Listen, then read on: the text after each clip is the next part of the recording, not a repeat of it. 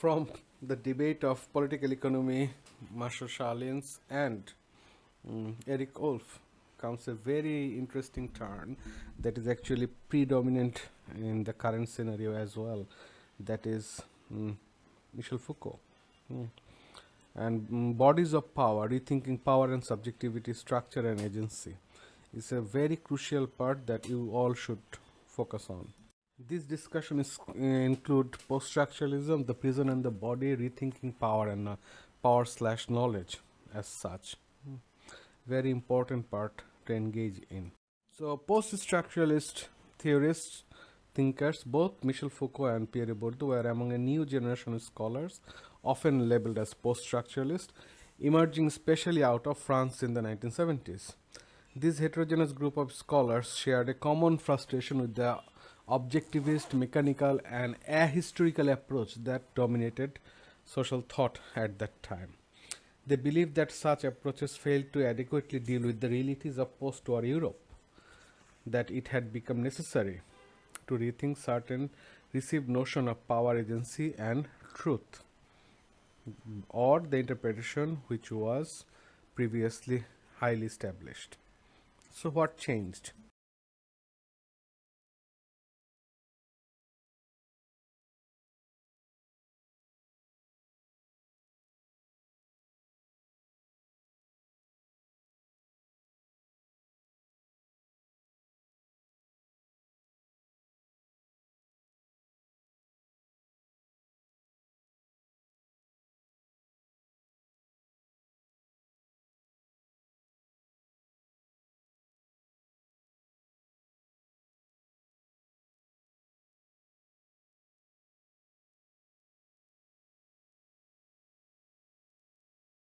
Throughout his career, Michel Foucault explored histories of domination and its relationship with knowledge across different institutions and domains prisons, medicine, sexuality, and more.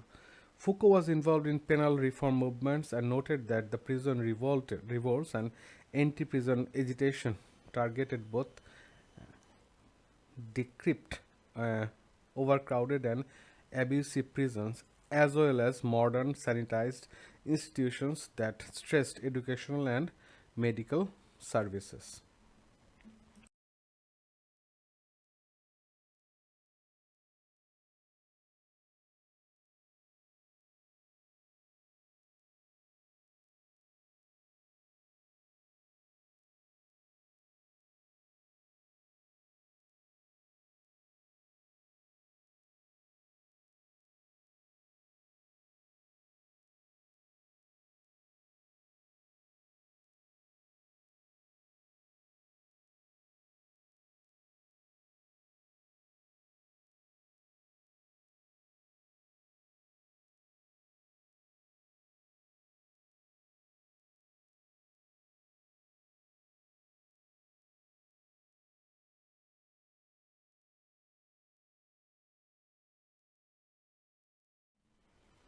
In Discipline and Punish, he used a new genealogical, anti-teleological approach to the history of punishment, arguing that the fundamental point of modern punitive methods, were violent, whether violent or coercive, is the body, the utility, docility, distribution, and submission of its forces.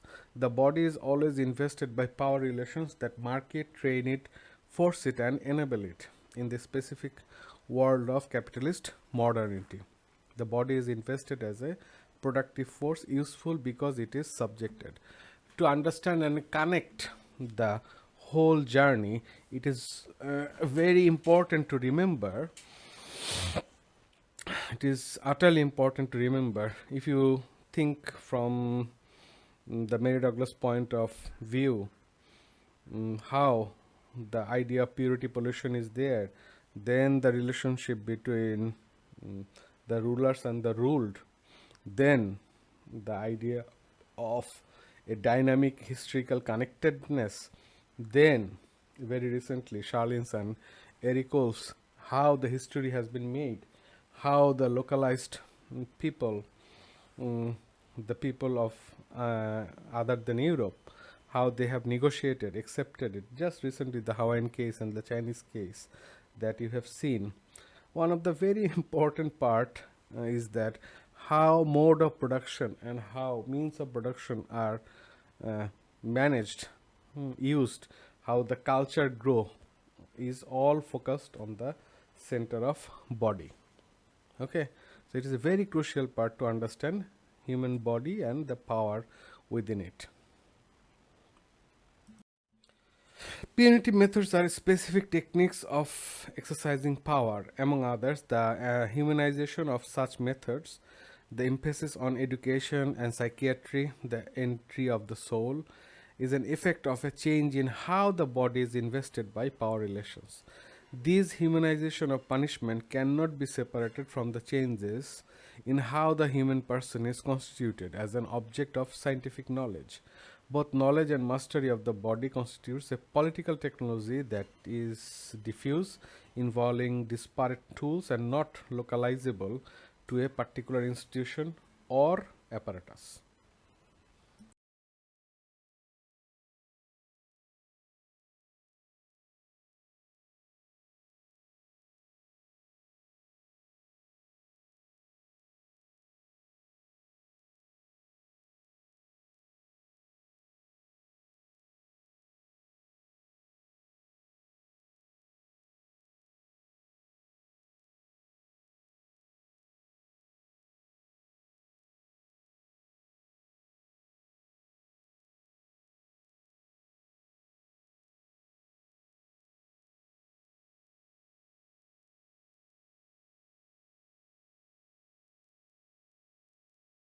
So Foucault argued that these different institutions and apparatus, like prisons, use this political technology, but the latter exist on a different plane, resembling a microphysics or power of straddling the space between these institutions and the bodies themselves. The study of such microphysics, he argued, pushes us to fundamentally rethink power itself, not as property but as strategy, as activity within contentious relationships, as something exercised and not possessed.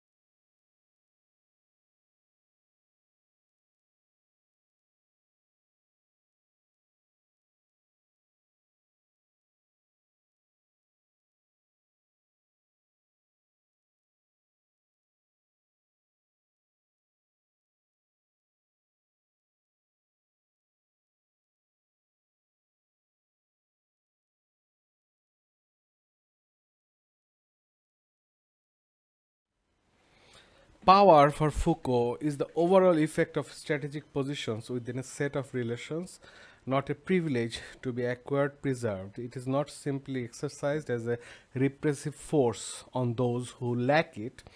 They are invested by it. They resist it even as they transmit it. Power relations thus cannot be localized to any frontier, but go right down into the depths of society. They are also not univocal, but constituted by an entire spectrum of points of confrontation, instability, conflict, and struggle. Power overall thus cannot be acquired by seizure of destruction of specific institutions or apparatus they channel it.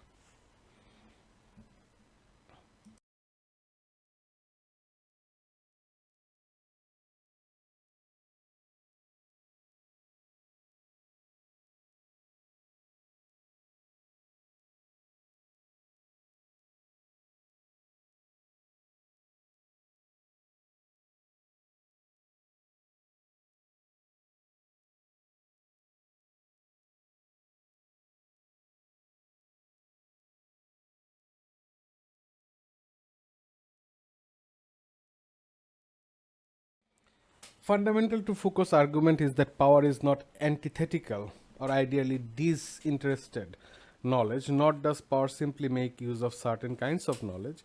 Power and knowledge constitute each other. All power relations correlate with a field of knowledge, and all knowledge presupposes a constitutes, enables power relations. It is therefore not the subject of knowledge that produces it. It itself, along with the object and modalities of knowledge, is an effect of power knowledge.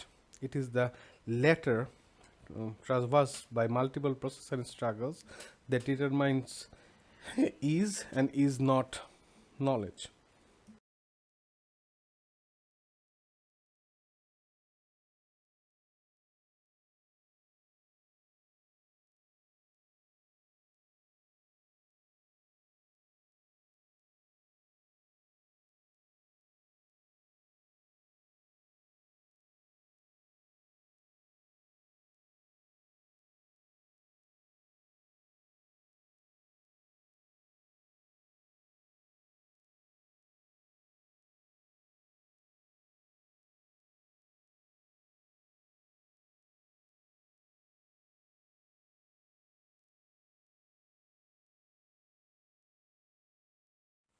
Thank you. This is it for today. See you in the next one.